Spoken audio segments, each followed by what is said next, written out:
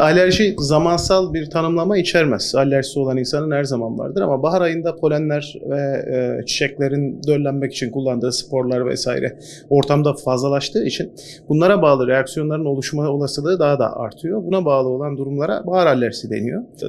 Bir şeye alerjiniz varsa onu senenin her döneminde yaşarsınız. Bunlar işte yiyeceklerle ilgili olabilir, polenlerle ilgili olabilir yine söylüyorum. Yahut işte mantar sporlarıyla ilgili olabilir. Yok işte efendim temas ettiğiniz başka ürünlerle ilgili olabilir. Bunlar kozmetik maddeler vesaire de. Olabildiğince doğal olmayan ya da işte ağır metaller ya da başka içerik maddeleriyle temas etmeyle daha belirgin oluştuğunu görüyoruz.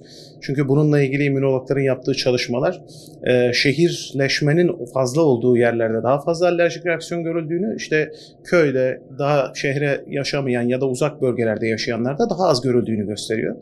Bu da bizim açımızdan önemli. O yüzden bahar alerjileriyle ilgili duruma yine bu şekilde bakıp buna göre dikkat etmek daha önemlidir. Çok şehirleşme, çok binalar, çok fazla işte egzoz dumanları vesaire insan sağlığını da bu şekilde de kötü etkileyen durumlardan bir tanesidir. Olabildiğince sistemin yaratılış haline döndürmemiz gerekiyor. Yani ne yapacağız?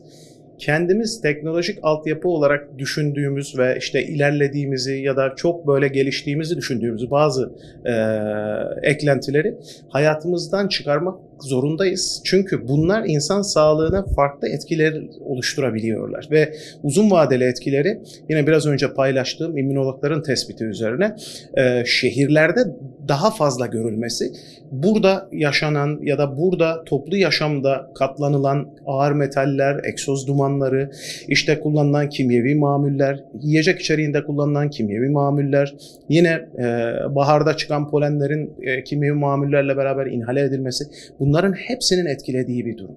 Ya da çok fazla doktora gidip çok fazla ilaç kullanmak, işte bunların içeriğindeki yine kimyevi mamuller, bunların hepsinin etkisi var. O zaman olabildiğince hani herkes bir dönem popüler bir ifade yapıyordu, işte taş devri diyeti. Evet, eğer taş devri diyeti kullanacaksanız o zaman yaşamınızı da buna istina etmeniz lazım. Yani buna döndürmeniz lazım. Çünkü yaşamın içinde teknolojik altyapısıyla ilerlediğimizi varsaydığımız ya da ilerlediğimiz algısına ulaştığımız bir sürü şey aslında insan vücuduna ve insan sağlığına zararlı olduğunu görüyoruz. Bu kısa vadede de böyle, uzun vadede de böyle.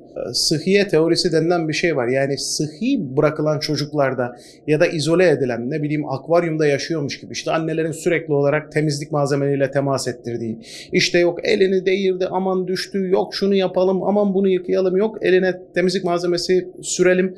Bu tür çocukların daha fazla alerjik reaksiyon gösterdiği, bunların daha ciddi alerjik reaksiyonlarla temas ettiği gözlendiğinden şuna karar veriyoruz. Yani diyoruz ki doğal olanla ve doğal süreçle insanları temas etmekten uzak tutmayın. Çocukluk çağından beri böyle yapın. Ki daha az alerjik reaksiyon olsun. Toprakla oynasın çocuk, işte yok hayvanlarla oynasın, bunlarla beraber o doğal ortamı paylaşsın.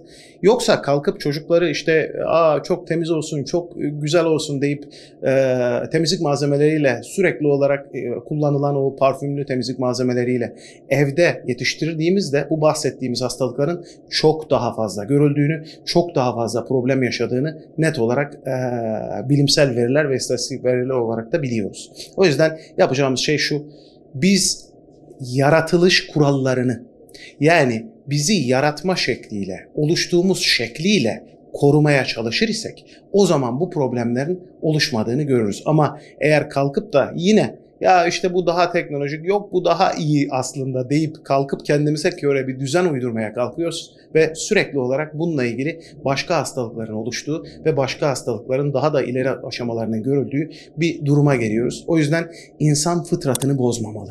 Yani özüne tekrar dönmesi gerek.